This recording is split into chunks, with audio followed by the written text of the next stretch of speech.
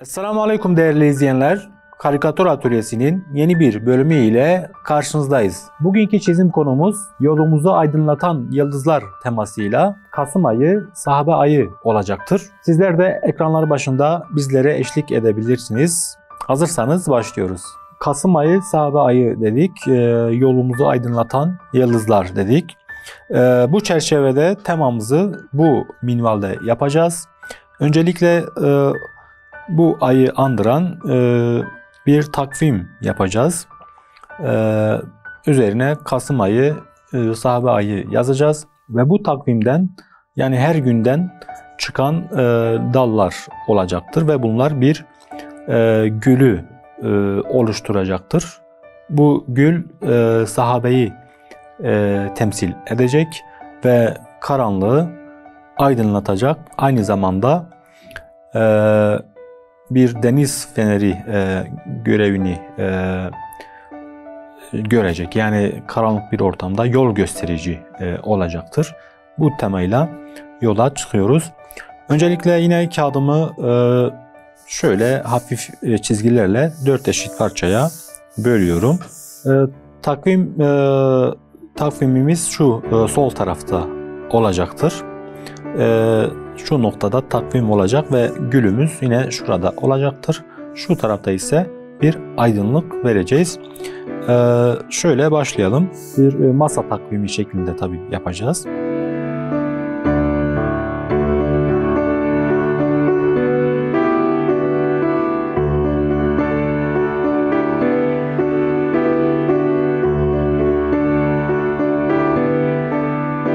Şurada tabii spiraller olacaktı. Spiralli bir takvim.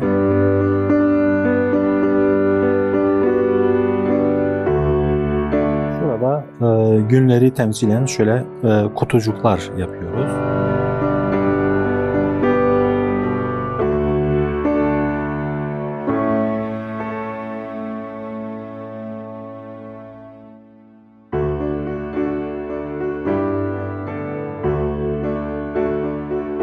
Şu noktadan itibaren, yani her kareden veya her kare olmasa bile temsili bir şekilde birçok kareden bazı dallar yükselecek ve bu dallar tek bir yine dalda buluşacak ve bir gül oluşturacak. Örneğin gülümüz şurada bitmiş olsun. Şöyle yapalım. Şu noktada birleşim olsun. Şöyle yapalım.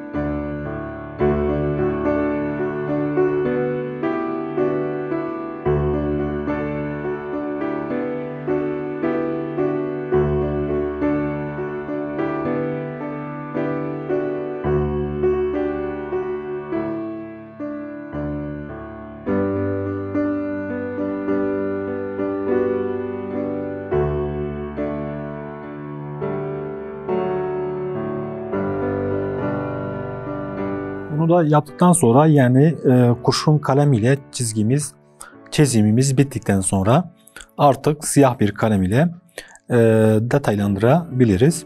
Şöyle yine takvimden başlayalım.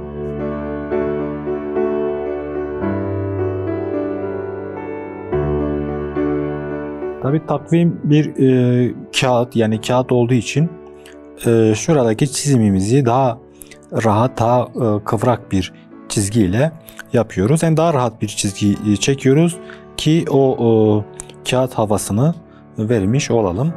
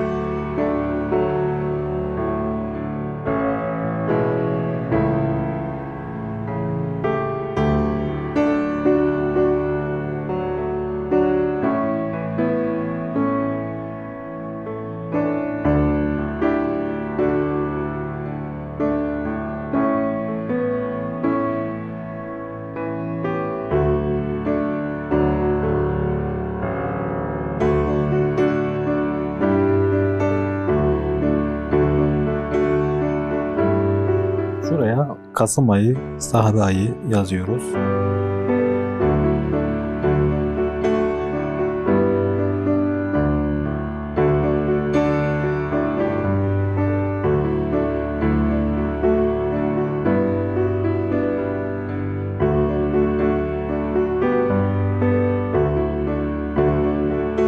Bundan sonrası artık daha karanlık bir ortam oluşturmak ve daha ışık gölge olayına geçebiliriz. Onun için bir fırça alıyorum ve sulu boya tarzı şeklinde daha ayrıntılı gölgelerimizi ve arka plan karanlık ortamı oluşturabiliriz. Şöyle başlayalım. Önce küçük detaylardan başlıyorum. O yüzden daha küçük bir fırçamı alıyorum ve şuradan başlayalım ışık ve gölge olayına.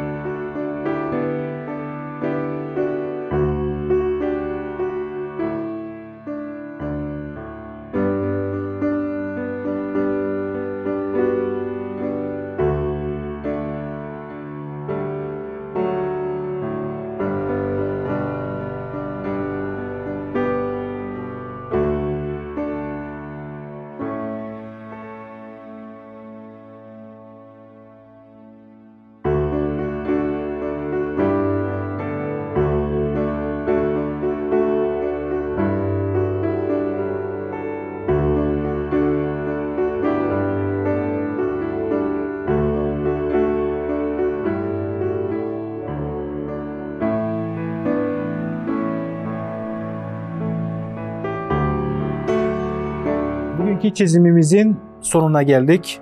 Bugün yolumuzu aydınlatan yıldızlar temasıyla Kasım ayı sahabe ayını ele aldık. Yeni bir programda yeni bir konu ile karşınızda olmak ümidiyle Allah'a emanet olun.